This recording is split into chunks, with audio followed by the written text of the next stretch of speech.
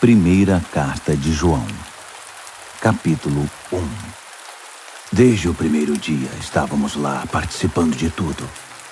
Ouvimos com nossos ouvidos, vimos com os próprios olhos, tocamos com as mãos. A palavra da vida se manifestou bem diante de nós. Somos testemunhas oculares. Agora, sem floreios, contamos tudo a vocês. O que testemunhamos foi simplesmente incrível. A infinita vida do próprio Deus tomou forma diante de nós. Nós ouvimos e o ouvimos, e agora estamos contando a vocês para que, como nós, tenham a experiência da comunhão com o Pai e o Filho Jesus Cristo. A razão de eu estar escrevendo é apenas esta. Queremos que vocês desfrutem isso também. A alegria de vocês duplicará a nossa. Esta é, em essência, a mensagem que ouvimos de Cristo e passamos a vocês. Deus é luz, pura luz. Nele não há nenhum traço de escuridão. Se afirmarmos que andamos com Ele e continuamos a tropeçar por falta de luz, obviamente estamos mentindo. Não vivemos o que afirmamos. Mas se andarmos na luz, como o próprio Deus é luz, vamos experimentar também uma vida de comunhão uns com os outros, enquanto o sangue derramado de Jesus, o Filho de Deus, nos purifica de todo o nosso pecado. Se afirmarmos que estamos livres do pecado, estaremos apenas enganando a nós mesmos. Uma declaração dessas é um erro absurdo. Mas se admitirmos nossos pecados e os confessarmos, Ele não vai deixar de nos atender. Ele é fiel a si mesmo. Ele perdoará nossos pecados e nos purificará de todo erro. Se afirmarmos que nunca pecamos, contradizemos Deus. Fazemos dele um mentiroso. Uma declaração dessas simplesmente revela nossa ignorância a respeito de Deus. Primeira de João, capítulo 2. Escrevo isto, filhos queridos, para orientá-los a não pecar. Mas se alguém cometer pecado, temos um amigo sacerdote na presença do Pai, Jesus Cristo, o justo. Quando Ele se entregou como sacrifício por nossos pecados, resolveu para sempre o problema do pecado. Não apenas os nossos, mas os do mundo inteiro. Esta é a forma de ter certeza de que conhecemos Deus da maneira correta: guardar seus mandamentos. Se alguém afirma, eu o conheço bem, mas não guarda seus mandamentos, é um mentiroso. Sua vida não combina com suas palavras. Mas aquele que guarda a palavra de Deus demonstra o amor amadurecido de Deus. É o único meio de saber que estamos em Deus. Quem afirma ser íntimo de Deus deve viver o mesmo tipo de vida que Jesus viveu. Meus amigos, não estou escrevendo nenhuma novidade. Esse é o mandamento mais antigo que temos, e vocês o conhecem muito bem. Sempre esteve implícito na mensagem que vocês ouviram. Mas talvez seja novo também, pois recentemente se manifestou em Cristo e em vocês. As trevas saem e a luz verdadeira começa a brilhar. Quem diz que vive na luz de Deus e odeia o irmão, ainda está na escuridão. Quem ama seu irmão habita na luz de Deus e não impede que brilhe a luz dos outros. Mas quem odeia ainda está na escuridão, tropeçando, e não sabe que o fim está próximo, pois não consegue enxergar nada. Quero lembrá-los, meus filhos queridos, de que os pecados de vocês foram perdoados em nome de Jesus. Vocês, veteranos, estavam no princípio e conhecem aquele que começou todas as coisas. Vocês, iniciantes, conquistaram uma grande vitória sobre o maligno. Uma segunda lembrança. Vocês conhecem o Pai por experiência pessoal. Vocês, veteranos, conhecem aquele que começou tudo. E vocês, iniciantes, quanta vitalidade e força! A palavra de Deus floresce em vocês. Sua comunhão com Deus os capacita a vencer o maligno. Não amem os costumes do mundo. Não amem os valores do mundo. O amor do mundo sufoca o amor do Pai. Praticamente tudo o que acontece no mundo desejo de seguir o próprio caminho, de querer tudo para si, de parecer importante, não tem nada a ver com o Pai. Tudo isso o afasta do ser humano. O mundo e seus desejos vão passar, mas quem faz o que Deus quer está garantido na eternidade. Filhos, o tempo está quase se esgotando. Vocês ouviram a notícia de que o anticristo está chegando? Bem, eles estão em toda parte. Há um anticristo em todo lugar. É por isso que sabemos que estamos perto do fim. Eles nos deixaram, mas nunca estiveram conosco de verdade. Do contrário, teriam se firmado conosco fiéis até o fim. Quando nos deixaram, mostraram quem são de fato e que nunca foram dos nossos. Mas vocês são. O Santo ungiu vocês, e vocês sabem disso. Eu não escreveria para dizer algo que não sabem, mas para confirmar a verdade que já é conhecida e para lembrar que a verdade não produz mentiras. Então, quem está mentindo aqui? Ora, aquele que nega que Jesus é o Cristo divino.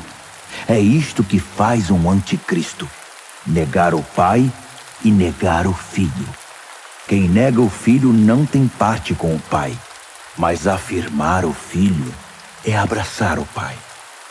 Não se afastem do que ouviram desde o princípio, a mensagem original, que ela permeie a vida de vocês. Se o que ouviram desde o princípio criou raízes, vocês viverão plenamente no Filho e no Pai. É exatamente o que Cristo prometeu: vida eterna, vida de verdade. Escrevi para diverti-los quanto aos que tentam enganá-los. Mas eles não são páreo para o que está profundamente enraizado no coração de vocês: a unção de Cristo, nada menos que isso. Vocês não precisam que ninguém apresente nenhum ensino novo. A unção de Cristo ensina a verdade sobre tudo acerca de vocês mesmos e dele, sem a contaminação da mentira. Vivam verdadeiramente aquilo que aprenderam. Agora, filhos, permaneçam com Cristo. Vivam plenamente em Cristo e estaremos prontos quando Ele se manifestar. Prontos para recebê-lo de braços abertos, sem motivo de vergonha e sem desculpas esfarrapadas. Uma vez que vocês estão convencidos de que Ele é correto e justo, não terão dificuldades de reconhecer que todos os que praticam a justiça são os verdadeiros filhos de Deus. 1 de João, capítulo 3. Que amor maravilhoso o Pai nos concedeu! Vejam só, somos chamados filhos de Deus. É o que realmente somos. Mas é por isso também que o mundo não nos reconhece nem nos leva a sério, porque não tem ideia de quem Ele é ou do que pode fazer. Mas, amigos, é exatamente isto que somos, filhos de Deus, e é apenas o começo. Quem pode dizer como será o fim? O que sabemos é que quando Cristo finalmente se manifestar, nós o veremos. E então seremos como Ele.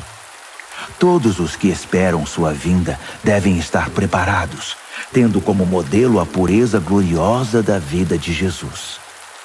Os que não se importam com a vida de pecado fazem uma perigosa oposição à lei de Deus, porque o pecado é uma grande ruptura da ordem divina. Vocês sabem que Cristo se manifestou para eliminar o pecado. Não há pecado nele, e o pecado não faz parte do seu projeto. Ninguém que viva profundamente em Cristo vai fazer do pecado uma prática. Quem vive na prática do pecado nunca se voltou para Cristo, mas virou as costas para Ele. Por isso, meus filhos queridos, não permitam que ninguém desvie vocês da verdade. Quem age corretamente é correto, como o que vemos no justo Messias. Os que fazem do pecado uma prática são do diabo, o pioneiro na prática do pecado. O Filho de Deus entrou em cena para destruir os caminhos do diabo. Os que foram concebidos e trazidos à vida por Deus não fazem do pecado uma prática. Como poderiam? A semente de Deus está no íntimo do seu ser, fazendo deles o que são. Não é da natureza dos nascidos de Deus praticar e ostentar o pecado. Vou dizer como diferenciar entre os filhos de Deus e os filhos do diabo. Quem não pratica a justiça não é de Deus. Tampouco quem não ama seu irmão. Simples assim. Esta é a mensagem original que ouvimos. Devemos amar uns aos outros. Não devemos ser como Caim, que seguiu o maligno e matou seu irmão. E por que o matou? Porque vivia na prática do pecado, enquanto os atos de seu irmão eram justos. Portanto, não fiquem surpresos, amigos, se o mundo odiar vocês. Sempre foi assim. Sabemos que passamos da morte para a vida quando amamos nossos irmãos. Quem não ama já está morto. Quem odeia o irmão é assassino. E vocês sabem muito bem que vida eterna e assassinato não combinam. É assim que entendemos e experimentamos o amor. Cristo sacrificou sua vida por nós. Portanto, devemos nos sacrificar por nossos irmãos, não apenas por nós mesmos. Se você vê um irmão em necessidade e tem recursos para ajudá-lo, mas vira as costas e não faz nada, o que acontece com o amor de Deus? Desaparece. E é você que faz esse amor desaparecer. Meus filhos queridos, não vamos apenas falar de amor. Vamos praticar o amor verdadeiro. É o único modo de saber se estamos vivendo a realidade de Deus. É também o caminho para acabar com as autocríticas que nos enfraquecem, mesmo quando procedem. Deus é maior que nosso coração ansioso e sabe mais a nosso respeito que nós mesmos. Amigos, uma vez que isso foi resolvido e já não mais acusamos nem condenamos a nós mesmos, podemos chegar à presença de Deus com confiança e liberdade. Podemos estender a mão e receber o que pedimos, porque estamos fazendo o que Ele disse, o que o agrada. Uma vez mais, este é o mandamento de Deus: crer em seu Filho Jesus Cristo. A ordem dele é que amemos uns aos outros de acordo com o mandamento original. Se guardarmos seus mandamentos, podemos viver aquela vida plena, e Ele vive em nós. É desta forma que experimentamos sua presença viva e permanente em nós, pelo Espírito que Ele nos deu. 1 de João, capítulo 4. Meus queridos amigos, não creiam em tudo que ouvem. Examinem cuidadosamente o que os outros dizem. Nem todo mundo que fala de Deus vem de Deus. Há muitos pregadores mentirosos mundo afora. Querem saber como identificar o genuíno Espírito de Deus? Quem confessa abertamente sua fé em Jesus Cristo, o Filho de Deus, que veio como uma pessoa real de carne e sangue, vem de Deus e pertence a Deus. Mas quem se recusa a confessar a fé em Jesus, não quer nada com Deus. É o espírito do anticristo que vocês ouviram que viria. Pois bem, ele já está por aí mais cedo que pensávamos. Meus filhos queridos, vocês vêm da parte de Deus e pertencem a Deus. Vocês já obtiveram uma grande vitória sobre esses falsos mestres, pois o espírito que está em vocês é mais forte do que qualquer coisa no mundo. Essas pessoas pertencem ao mundo que nega o Cristo. Eles falam a língua do mundo e o mundo os escuta. Mas nós viemos de Deus e pertencemos a Deus. Quem conhece Deus nos entende e nos ouve. Quem não quer nada com Deus, evidentemente, não vai nos ouvir. Esse é outro teste para diferenciar o espírito da verdade do espírito do engano. Meus amigos amados, continuemos a amar uns aos outros, pois o amor vem da parte de Deus. Quem ama é nascido de Deus e tem um relacionamento real com Ele. Quem se recusa a amar não sabe o que mais importa sobre Deus, pois Deus é amor. Vocês não podem conhecê-lo se não amam. Foi assim que Deus demonstrou seu amor por nós. Deus enviou seu único Filho ao mundo para que pudéssemos viver por meio dele. É desse amor que estamos falando. Não que tenhamos amado a Deus, mas que Ele nos amou e enviou seu Filho como sacrifício para purificar nossos pecados e consertar os danos que eles causaram em nosso relacionamento com Deus. Meus amigos queridos, se Deus nos amou assim, então devemos amar uns aos outros. Ninguém viu Deus, nunca.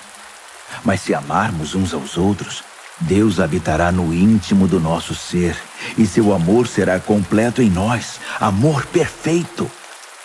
Sabemos que estamos vivendo uma vida plena nele e ele em nós, porque ele nos deu vida que procede da sua vida, que vem do seu Espírito.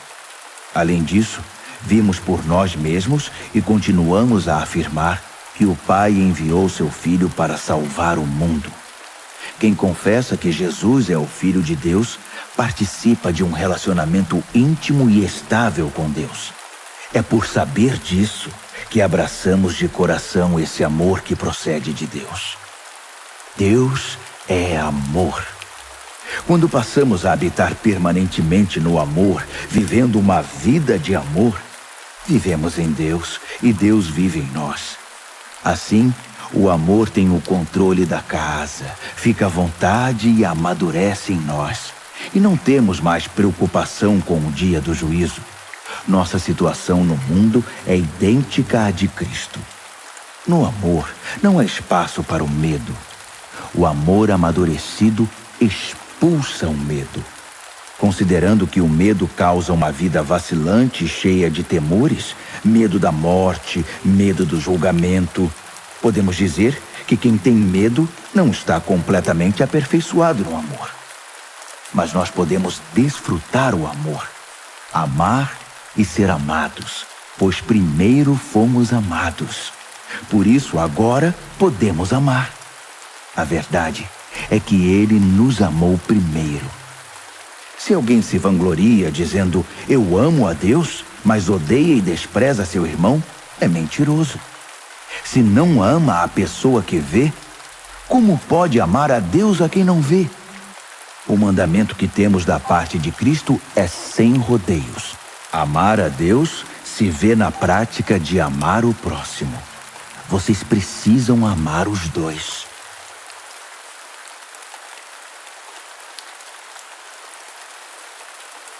1 de João, capítulo 5. Quem acredita que Jesus é de fato o Messias é nascido de Deus. Se amamos aquele que gera o Filho, sem dúvida amaremos o Filho que nasceu. O teste da verdade para saber se amamos ou não os filhos de Deus é este. Amamos a Deus?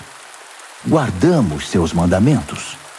A prova de que amamos a Deus está na guarda dos seus mandamentos, e eles não nos parecem difíceis.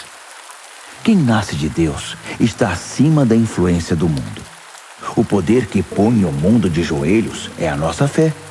A pessoa que se põe acima da influência do mundo acredita que Jesus é o Filho de Deus. Jesus, o Cristo divino. Ele experimentou um nascimento que doa a vida e uma morte que mata a morte.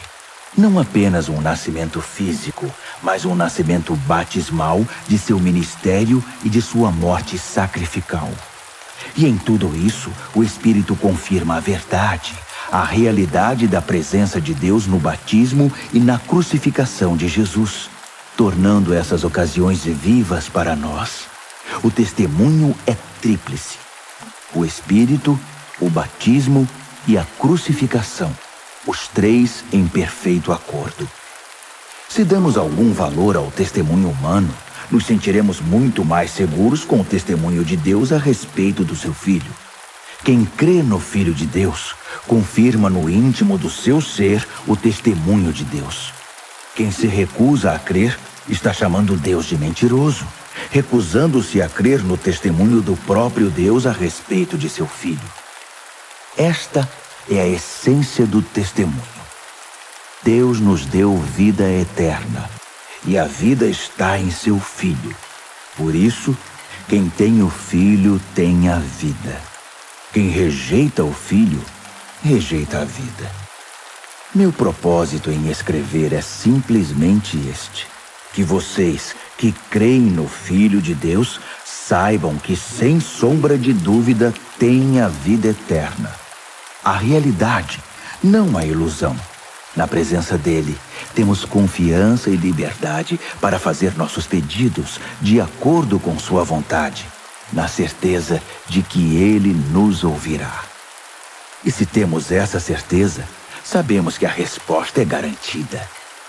Por exemplo, se vemos um cristão pecando, não falo aqui dos que fazem da prática do pecado um caminho fatal que leva à morte eterna. Pedimos a ajuda de Deus e ele nos atende, dando vida ao pecador cujo pecado não é fatal. Existe pecado que é fatal. E nesse caso não digo que se devorar. Tudo o que fazemos de errado é pecado, mas nem todo pecado é fatal. Sabemos que ninguém nascido de Deus faz do pecado uma prática. O pecado fatal. Os nascidos de Deus são também protegidos por Deus. O maligno não pode tocar neles. Sabemos que somos protegidos por Deus. Só o povo do mundo continua nas garras do maligno. Sabemos também que o Filho de Deus veio para que pudéssemos reconhecer e entender a verdade de Deus. Que presente! E que vivemos na própria verdade, no Filho de Deus, Jesus Cristo. Jesus é, ao mesmo tempo, Deus verdadeiro e vida verdadeira. Filhos queridos, cuidado com as imitações.